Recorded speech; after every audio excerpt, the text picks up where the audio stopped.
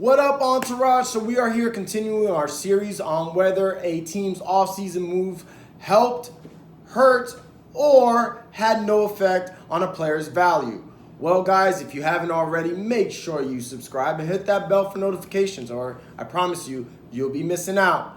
Well, let's get into it. Beginning now, we're going to cover the AFC South and the Houston Texans. Now, a lot of people are saying, well, DeAndre Hopkins has moved to Arizona on a trade.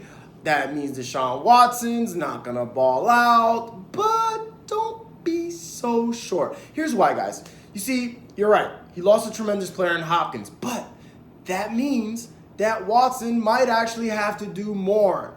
And some of that more might include more running. Watson's a winner. You know what I'm saying? I don't think they're going to make the playoffs, but he's still a winner. He has a winner's mentality. He's going to go all out. And I do think, there could be an uptick in rushing yards or rushing touchdowns. And, they still got weapons, guys. They still got, Kenny Stills, Brandin Cooks they picked up in a trade who's not bad. They got Will Fuller if he could ever stay healthy. So he's got some weapons. David Johnson, I don't know about that. But, I think Watson, the main thing for him is staying healthy. He takes a lot of unnecessary hits, but on whether his value is going to increase, decrease, or stay neutral, I would say he's a neutral. I'm not going to downgrade his value. Like I said, for me, the bigger concern is whether he could stay upright. Next guy, David Johnson. I'm not drafting him, but, he lost his starting job, and you got to presume, since they traded D-Hop for him, or he was part of that trade, that he's going to be the main running back. So I got to give him his value is going to go up. But he's definitely not somebody that will be on any of my teams. But this is not a video about that. This is whether a player can improve on last year based on the offseason moves. And since he'll be the main feature back, at least to start the season, you got to imagine his value will go up. Next guy on my list, Brandin Cooks. Another guy spent a lot of the season hurt, so just based on that, you got to imagine he might be the default wide receiver one there. He'll probably be what he's always been. He's been kind of boom or bust, although I will say he's been a little more consistent with the Rams than he was in New Orleans and with the Patriots. But, I feel like those Texans receivers are so equal. Will Fuller, Kenny Stills, and Brandin Cooks, there's not one that's that much better than the other. And they're all kind of similar. They're all kind of like big play, deep ball receivers that are injury prone. Go figure, Bill O'Brien at it again. So, but I'll say, he'll go up, especially since, they're going to throw the ball a lot. Dave Johnson's not a really good runner, but he could still catch the football, and their defense is not particularly good. So they're going to have to throw the ball just to stay in games. Kenny Stills, neutral, he'll be what he's always been. He'll have some games where, he comes through for you when he's not hurt. And then he'll have some clunkers because he relies so much on the big play and the deep ball. So same thing with Will Fuller. I'll give him a neutral. He does the same thing every year. He goes off on your bench for 40 points, and then you start him and he gets injured. So I got both of those guys on neutral. The only people that I have going up is David Johnson and Brandin Cooks, just based on, their situation has improved. Not that I particularly like either or, though.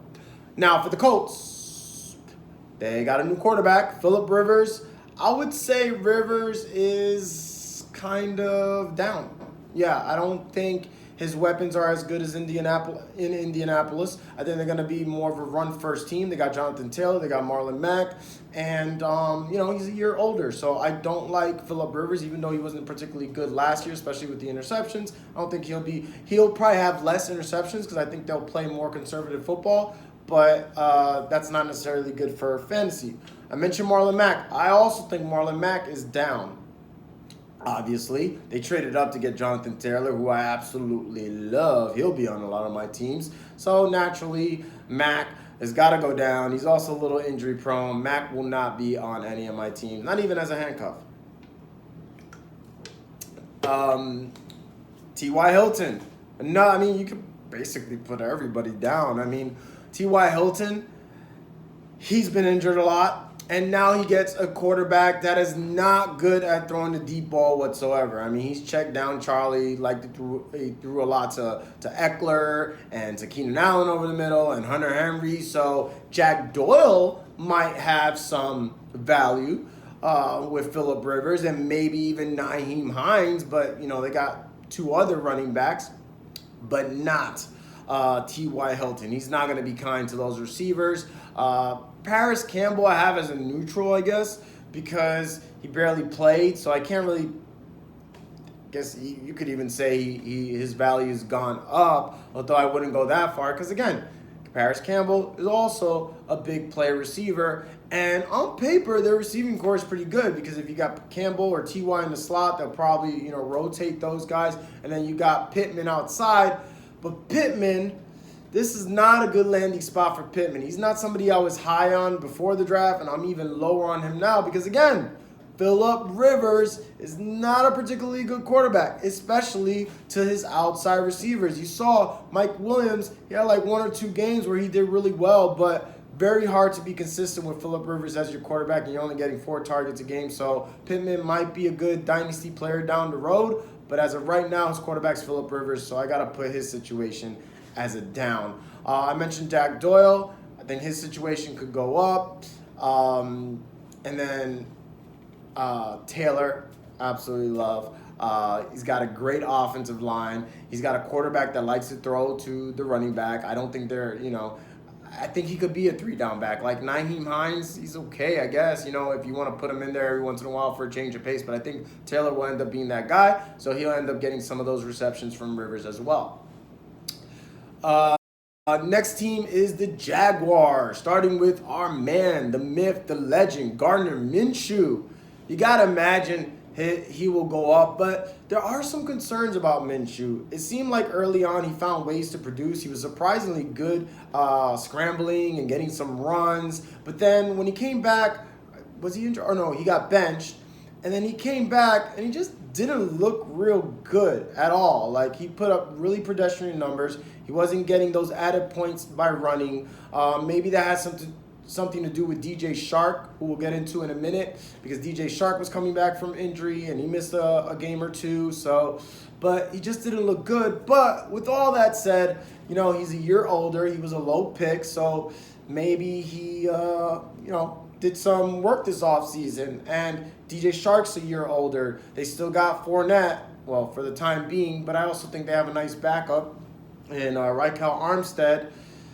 And their other complimentary receivers are okay. I don't know about this guy, Shenault, Laviska Shenault. I'm not sure about him. He seems a little more of a project. He's definitely athletic, but, I'm not so sold on Minshew. We'll see if they go after Cam. But like I said, Minshew, I don't think he could go much lower than how he played at the end of last year. And if you combine the two, I think he could actually improve. We'll have to wait and see. Fournette, I'm kind of neutral right now because at this point, it's almost like they have to trade him. They didn't pick up their 5th-year option. I guess they don't have to, but it'd be kind of silly to stay with Leonard Fournette. It could be potentially hazardous to the locker room because he obviously has bad-mouthed the Jaguars. But I'm going to put him as a neutral because they could run him to the ground since they only got 1 year left. They could trade him to a team like Pittsburgh or Seattle, which would be a great situation. And he's still a talented back, and he's playing for a contract. Let's not forget that. So right now, I'll put him as a neutral. The only reason I don't have him as an up is because he is a little injury prone. Surprisingly, that wasn't an issue last year. But, you never know with Leonard Fournette. And that's why I got him as a neutral. Though a lot of people have him as a down, I got him as a neutral. Conley, gotta imagine he'll go down. I'm not really a fan of his.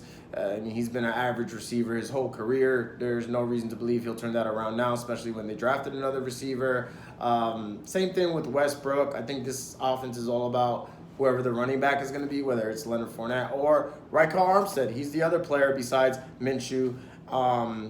And then DJ Chark, who we'll get into in a minute, that has the ability to go up. Even if Leonard Fournette stays, I think he'll be better. I don't think he's worth a roster spot other than a handcuff to Fournette, which that could be a very valuable handcuff because even if they start the season with Fournette, doesn't mean they won't trade him in the middle of the season, especially if a contender loses a running back, and they could probably get Fournette for cheap, 3rd, 4th rounder, who knows, maybe even a 5th rounder. Then Ryquell Armstead will come in and be the guy, and he's a big guy. He's athletic. He has a lot of talent, and he can catch the football. So he's somebody that is going to be worth a stash for sure. And then DJ Chark, my favorite player, probably the only Jaguar I'll be owning this year, and I absolutely love him. He had great, even when Minshew didn't play his best, those two had really, really good chemistry. The guy's like 6'4", runs like a 4.38 or something like that. So he's got speed, he's got size, great routes, and he's got such a huge catch radius. You could throw it behind him, to the side. He just seems to bring down everything, and he is matchup proof. He burnt Bradbury last year when everybody's telling you to sit Chark, myself included. I sat him and he went off on our bench. So DJ Chark's the truth. I like him in redraft. I like him in dynasty. Even if you have to, get him at the end of the 3rd, the 4th, I still think that's tremendous value, and I think he could be easily a low wide receiver 1. For our last team in the AFC South, we'll go with the Tennessee Titans. Tannehill, I'm not buying that, man. I mean, we've seen this movie before. He had some good seasons with the Dolphins from a fantasy perspective, but this team is all about Derrick Henry in the run game. And I don't picture Ryan Tannehill getting as lucky as he did last year. It's almost like you're playing against a new quarterback because you hadn't seen him in so long. So I would say Ryan Tannehill will regress from when he became the starter in Tennessee. Derrick Henry's a tricky one.